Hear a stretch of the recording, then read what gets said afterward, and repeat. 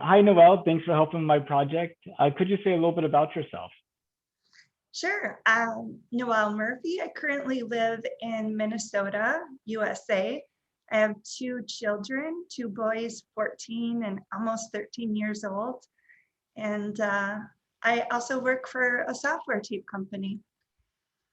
That's awesome. And wow, 14 and 13 is an interesting age. That time that they're, parents become less cool and they're out exploring with their friends and things like that. Have you seen that too?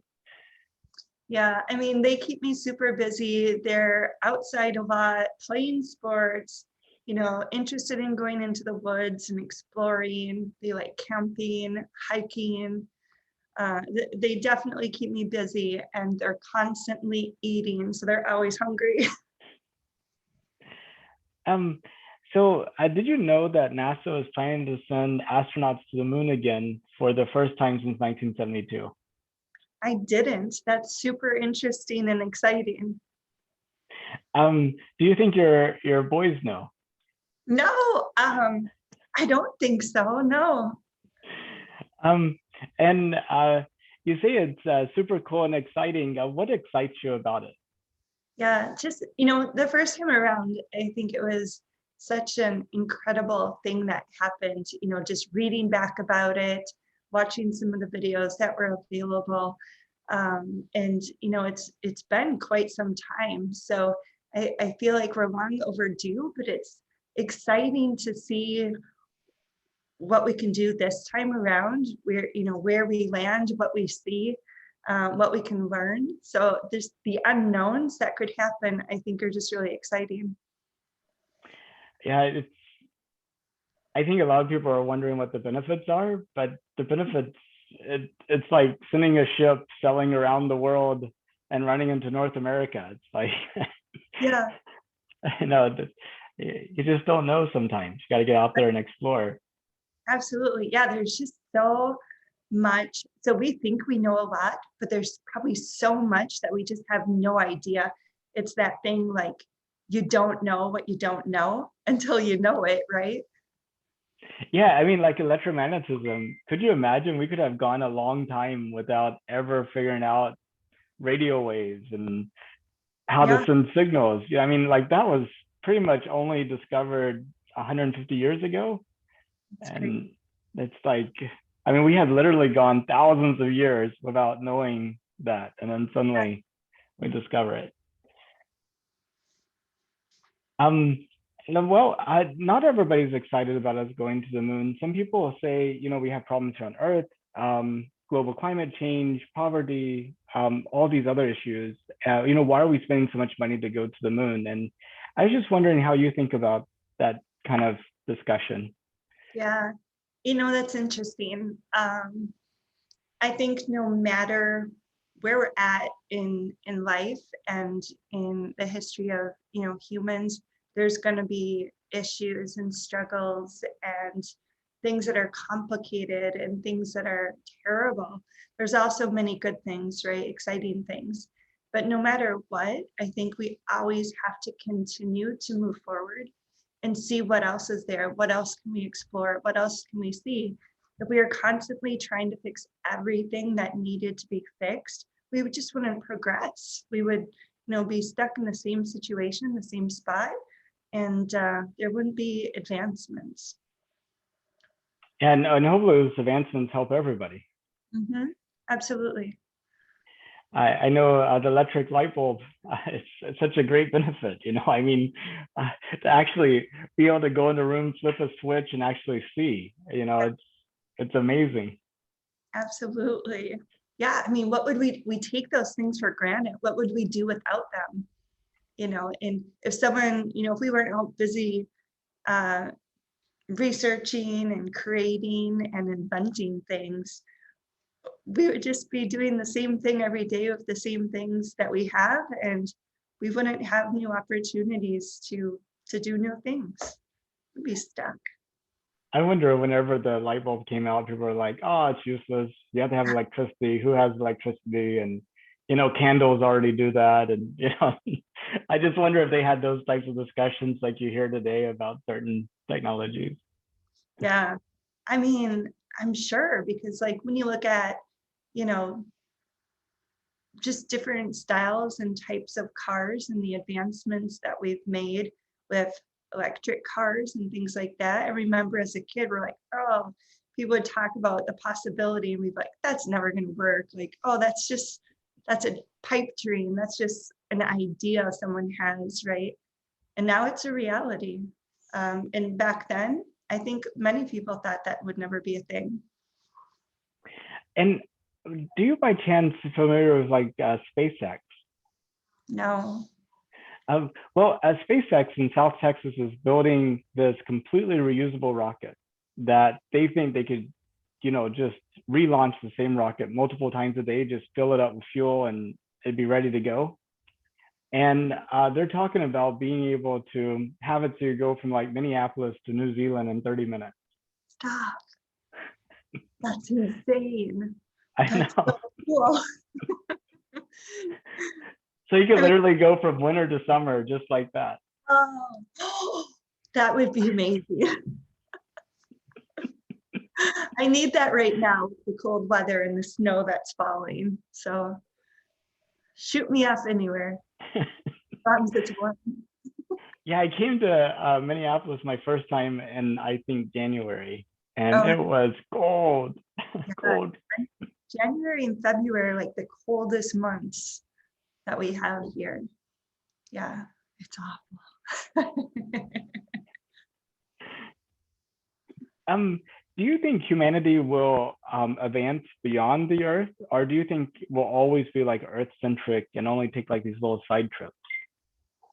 I'd like to think that we will advance. I don't know what it looks like, but if I think, I'm like, yeah, I think that's a possibility. Um, why wouldn't we if we could, right? So if we continue to research and look into things and use science to help us, I think it's really interesting and would be very exciting to do that. Um, Now imagine this: your great great great granddaughter is on Mars. She's lived on Mars her entire life. She's in high school, about the age of your boys, and she's been given a paper to write for social studies or history or something, where they're like, what was it like on Earth before we took those next steps to the moon? And she finds this video, and what you say in the next few moments could help her get an A. What would Oh, you tell her? oh gosh. So, oh gosh, it's super hard. So what is it like on planet Earth? It's good. I mean, planet Earth is beautiful. There's mountains and oceans and volcanoes and sand and forest and it's a beautiful planet. Green, green and blue and in the winter, some places white. And the air is, depending on where you are, but the air is fresh and when it has a slight breeze, it feels like a calming, peaceful place. There's still a lot of land that's undeveloped with homes and businesses and cities. But there's a lot of land that is developed as well. But you still have the opportunity to drive or fly somewhere and just see absolutely new and beautiful locations that you've never seen because every area is slightly different with some of these beautiful creations that are on the planet. Wow, I feel like her children aren't going to be on Mars much longer. They come back to Earth.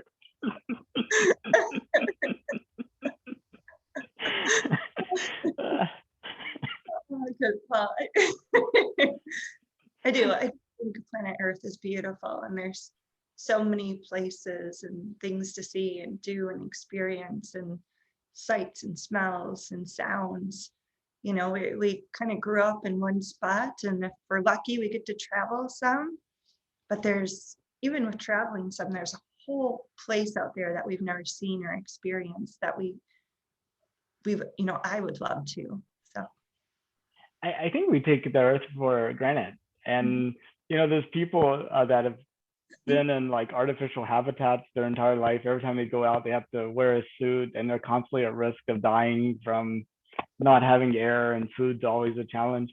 I mean, these people are going to appreciate Earth more than the Earthlings, and yeah, so maybe the best resource we get is just that sense of appreciation potentially wearing off on us. Yeah. yeah, absolutely. I mean, I think it's so true for me at least, and for many, is that, we really take for granted our surroundings and what we have right here in front of us. If it was safe and affordable, would you take a trip to space? Yeah. If it was safe, like if we knew for sure it was safe and it was affordable, absolutely. Who wouldn't? I've talked to a few, people who are claustrophobic, don't fly on airplanes, scared of heights, that type of thing. Sure. Mhm. How far would you go? Just to orbit, or would you go to the moon, or would you immigrate to Mars? Oh gosh. I mean, we have one life, you know. I'd go as far as I could. I want to see what I can and experience as much as I can. So yeah, I would go far, far. I don't know if you've heard, but I'm actually leaving our software company on February 1st. No. Yeah, I have a dream of being in mission control when the next people land on the moon. And I've actually got accepted into an entry level flight controller position at NASA for like the International Space Station.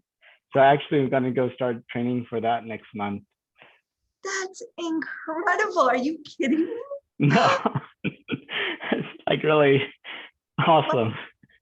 That's amazing. That's like dream come true. Like, I think I would imagine, that's so cool. I mean, you'll be missed, absolutely, but I'm so happy to hear that for you. That's incredible. How are you sitting here so calm? I'd be like, ah. I know, but it is. I'm extremely excited about it. A little focused on making sure that I do a good job, but yeah, it's going to be interesting. There's like 3 other people I'm training with, and we've already had like some virtual introductions, so kind of it's going to be an interesting year and a half training up for that. So That's incredible. So do you have to relocate or anything? Or well, I live on the wrong side of town for NASA. I'm way up here on the north side, and NASA's way on the south side. So it's about 45, 50 miles away, Mm. and that takes about an hour and 10 minutes with no Oh, traffic, and oh, then 2 hours with traffic. yeah, So I'm planning to get an apartment right next to the Johnson Space Center for now, and then like drive down Sundays and come back on Fridays, and then we'll just take it one step at a time. yeah. And your family is supportive, I hope.